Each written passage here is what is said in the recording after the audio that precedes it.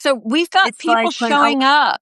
And for those of you who are joining us, this is my friend E. Jean Carroll, who literally needs no introduction. This is her first ever Substack Live. So I hope you guys will give her a very warm welcome. I'm delighted that she's here. She's going to talk with us about her new book just out. And I actually have a question. Katie Fang and I were talking about this last night. We knew that you were writing because you're a writer. That's what you do all the time. But we didn't know that you were writing a book. Did you keep it a secret, even from us? I kept it a secret because, a secret, Joyce, is a powerful thing. And when you hold a secret, it's that golden nugget inside your body. And if you just keep tight on it, and if you know what you're doing, and if you know you're going to explode his brain when it's published, then keeping a secret drove me to get the book done and to get it done right. And the secret is a powerful thing. All women have secrets. I mean, this was amazing. So tell us about the book. Tell us the book's title and what it's about and where it starts. Your phone just fell off your scissors. Well, I got my book balance on it. The book is about the time I spent in 2 trials with Donald Trump. It is a book about a high comedy swirling around me with characters that not even John Grisham or Joyce Vance could have come up with in a million years. It was so surreal these days going to court against Donald Trump. So hilarious, so bizarre. I had to write it down.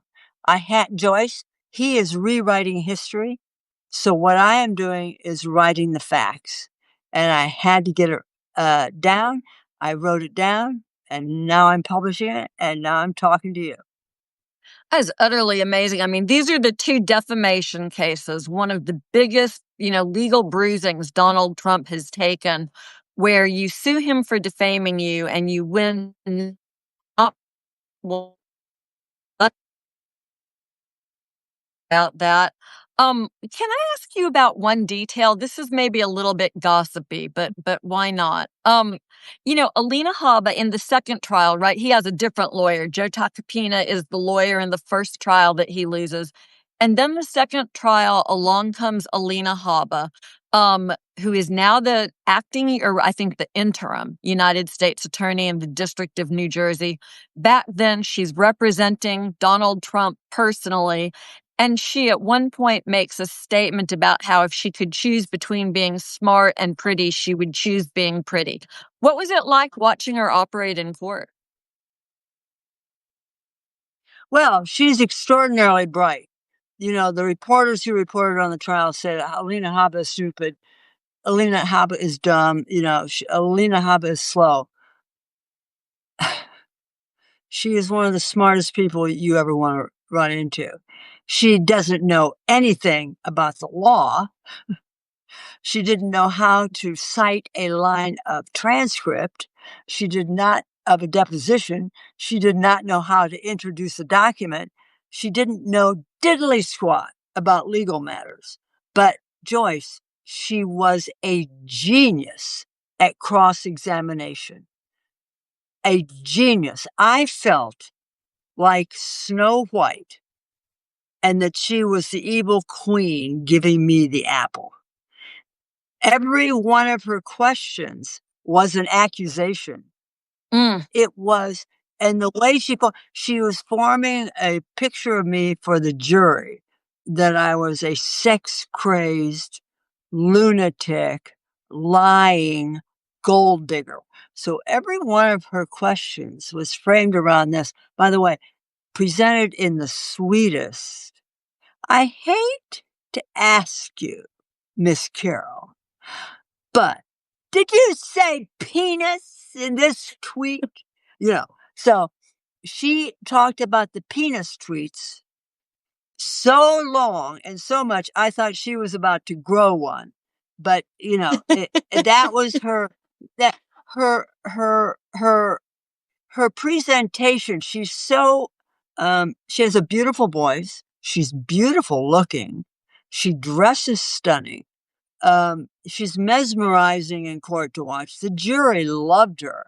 She's very loud, but she doesn't know how to present a case. I'm so And fascinated by the she way you was, present this because you obviously had the ability to sort of separate, right? On the one hand, to understand that she was on the opposing side from you. And I think she would acknowledge she's not an experienced courtroom trial lawyer, right? She did, I think, real estate, sort of like parking lot stuff. So a yeah. big stretch to be in the courtroom. Some people are instinctively good at cross examination and at spinning stories. And I think it's fascinating that you were able to observe that, and you obviously have a little bit of relish in that. Did you realize while she was cross-examining you what was going on, or was it only in hindsight? Say that again, Joyce. Did you realize in real time while you're being cross-examined on the witness Oh, stand what her game was, or did you only see that in oh, hindsight?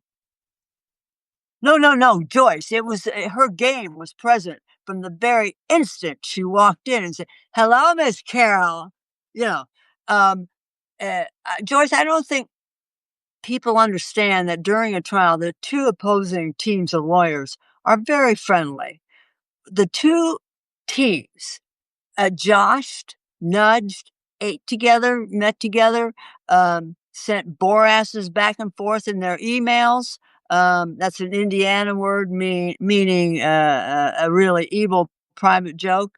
But in then when they would oppose one another, they would try to kill one another. It was an amazing thing how lawyers have that camaraderie of being fellow lawyers, and of course they were all tip top. Everybody in that courtroom was at the top of their game, right? Robbie Kaplan, best lawyer in the country, right? Her team, Sean G. Crowley, Mike Ferrara, Matt Craig, brilliant. Uh, Trump had Joe Tacopina, certainly one of the most famous defense attorneys in the country. He got Michael Jackson acquitted. He got ASAP Rocky off. The guy who bludgeoned Natalie Holloway down in the islands, got Yeah. him out of jail for something like 14 years. So Tacopina is brilliant. And Joyce, uh, he had Carol Martin was one of my witnesses. Carol Martin hello, Carol, if you're watching. Carol Hi, Martin Carol. is a New York icon. There, hey, Carol, here's Joyce. Here's Joyce. Here's Carol. They know each other. They're friends. So Carol is an icon. She was the first Black woman to anchor a television news broadcast in New York. Tacopina has Carol Martin on the stand. Okay, Carol Martin, don't try to cross Carol Martin. She is not putting up with any crap. But what Tacopina does is he beats up on her, Joyce, and beats up on her and beats up on her. And she is a grandmother. She is an older woman. She is a Black woman. She is an icon. I'm looking at the jury. They are older. That many of them are people of color. And I'm thinking, what the hell is Takapina doing? Why is he doing this? It can't. And then I thought, Trump hired Takapina because he beats up on Black Mm. women, because he beats up on grandmothers, because she's older. And I thought, okay, so what he was doing what the president wanted. And he lost because Takapina is extremely talented. And by following the Trump's orders, he didn't do well. How did Trump's presence, or really his absence in the courtroom, how do you think that influenced the outcome? Honestly, honestly, without pulling any Yeah. punches, me to you, Joy, I think if You to me and Tacopina had put 2.7 thousand people who are here with us. this is the first trial. Trump was out on that golf course in Dunebeg, Ireland, saying, "Oh, I got to go back because this woman I've never met, you know." And Tacopina talked him into not coming. If he had come to court, of course, Robbie Kaplan would have cross-examined him for about 7 hours, and that would have he probably would not have survived that. But Trump is, he convinced, half the nation to vote for him for president. He was they tried to impeach him twice, and yet he came back. He was running in first place when Tacopina for president. When Tacopina talked him out of it, I think if he had come back and gone on the stand, I think he could have convinced one juror, and I think he could have hung jury. There are several people on our jury from upstate New York, which is Mm, Trump country. mhm. Remember, this was not a Manhattan jury. This was an upstate, uh, upper county, Orange County, by the way, is, Trump. So we did not have a liberal avocado toast eating jury. We had an upstate Trump favoring jury. So I think, so you asked me, I think if he had come back and, sat through the 8 hours of Robbie Kaplan's cross examination, if he had lived through that, I think he could have convinced one jury, and I think he could have hung it. For my money, What do one you of the think? most What do you think?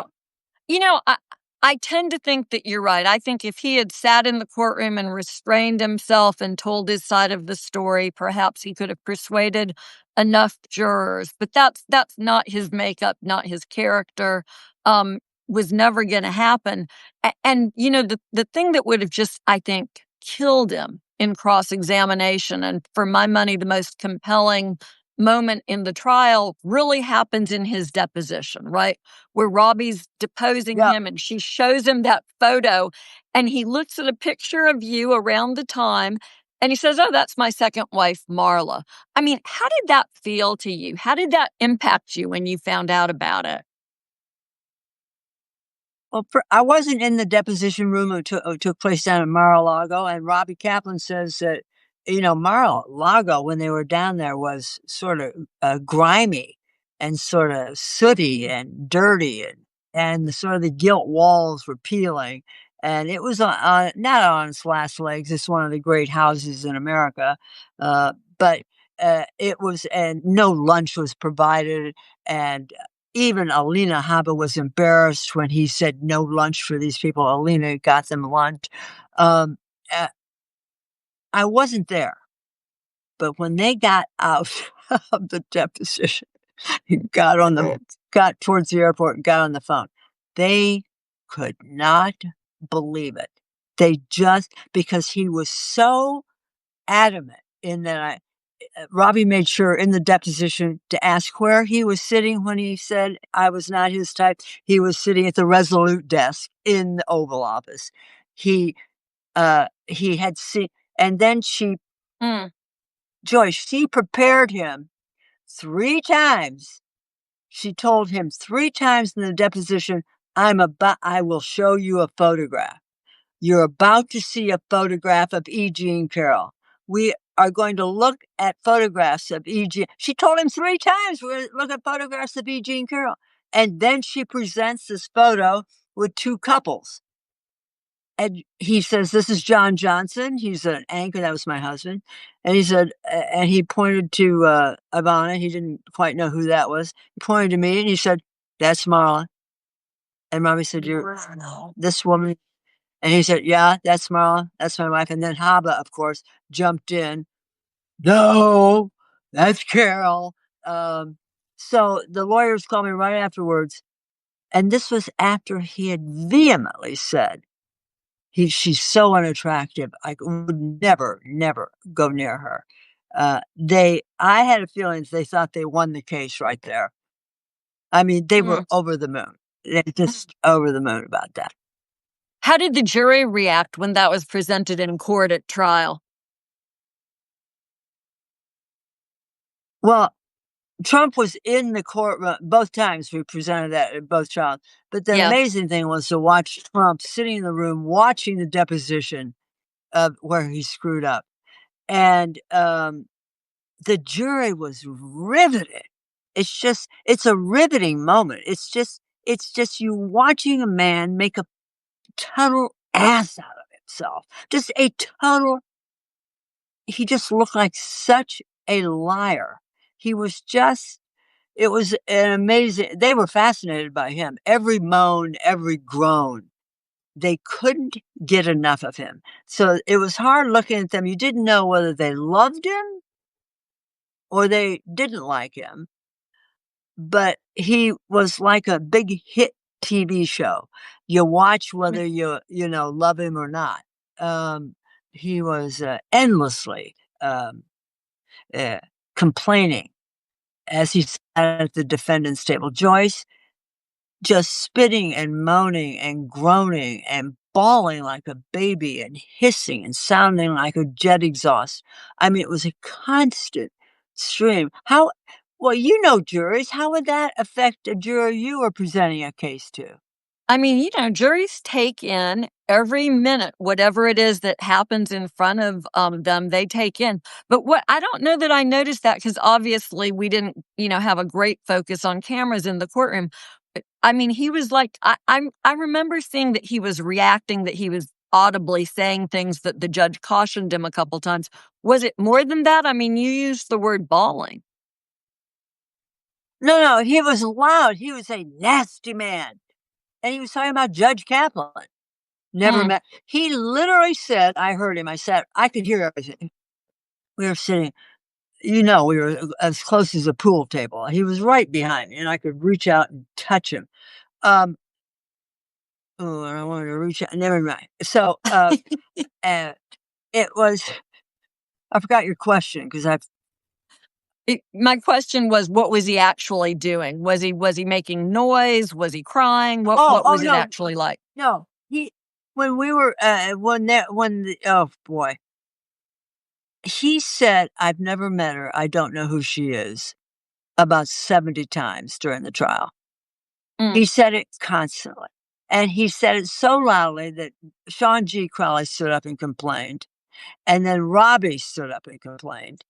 And he has a right, as you know, uh, to speak with Alina Habba during the trial because she's his counsel. But he couldn't keep his voice down, and we couldn't make him be quiet. So Judge Kaplan really can't. He said, "You're going to have to, uh, you're going to have to not speak so loudly." And the judge admonished him. He was within a couple of minutes of being kicked out. mm, that's just crazy behavior. I know I promised you 20 minutes and I don't want to keep you over time, but I have one last question. Um, what are you going to do when you get all the money? I am pledging on Substack to make public every single cent that I give away. And I'm going to be giving it to women's reproductive rights. I'm going to be giving it to binding up the wounds of the democracy, which he is in the middle of tearing apart. And I'm going to give it to shoring up voting rights. But Joyce, Mm, where I'm going to give the money changes every day because so much damage is being yeah. done. We're you and I and our friends are going to have to get together and we're going to have to discuss where seriously this huge chunks of money can go where we can do the most good. I mean, if you had asked me this 2 months ago, I would never have said binding up the wounds of our lost democracy. I wouldn't have said that. But now I think it's paramount. Why am I not in the least surprised that instead of thinking about yourself, you're thinking about democracy and other people? I mean, that's so unsurprising. I love you. Thank you so much for spending time with us today. I'm really, really excited Joyce, I have one talking about the question for book. you about Yeah. juries. You have a Shoot. great story, and I think we should end with your story. You were presenting a case, and the jury had a question about what you wore and the color of what you wore. I Oh, want you to describe this because it'll explain to people why juries look at every detail of what's going on. Tell me about that. it actually wasn't me. It was one of the partners in the first law firm that I worked at, and it happened while I was a summer associate. She tried a big defamation case. And in the Eastern District of Virginia, you can talk to the jury a couple days after the verdict is rendered. And so when they were Right. able to talk to the jury, they had all these questions for the men on the trial team about strategy. And the woman partner, they looked at her and they said, "We wondered why you wore the purple blouse the second day of trial. Were you trying to send a message?" I mean, they were so hyper focused on the purple blouse. I have never forgotten that. Juries are keen observers of what you say to them, but also of everything that goes on in the courtroom. If you want to make a Exactly. case, you've got to send a consistent message to a jury. Crazy stuff. And I it's can't a believe group you remember thing. that.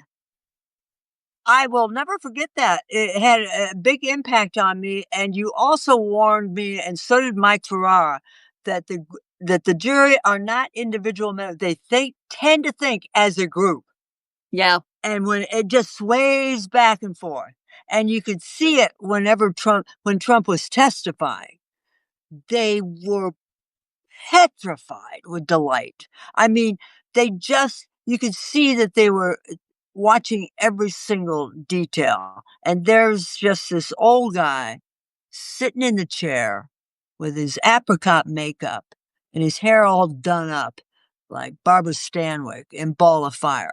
And they just ate it up. So you're right about the jurors. You got me ready for it. Well, I'm glad it ended the way it did. I'm delighted that the book is out. Tell everyone the name of the book and where they can buy it. Well, wait a minute. Do we have the book? No, neither. No, we're losers, Joyce. We I don't even know. have I've the got book it. here. I Oh, actually wait a have the minute. Well, paper printed out copy. well, Wait, I'm going to grab it. we're back. Goodbye, Joyce. Hang She's going on. to get the No, I'm book. going to show y'all. This is actually how I read it, printed out, Oh, not perfect. my type, by E. Jean Carroll, which I know y'all can tell from listening to this conversation that you're going to need to run out and buy it. It's my favorite summer Oh, read. yeah. I'm Thank you. grateful to you for writing the book because I think truly this is a wonderful, interesting read, but it's a serious topic, right? Women who are victims of sexual Oh, violence don't always have the ability to fight back. You fought back with so much class and so much elegance, and I'm so grateful that you're my friend. thank you. I'm grateful for you, Joyce, and I love you. Thank you so Love you much. too. Thanks, y'all, for being with us. We'll see y'all soon. Adios.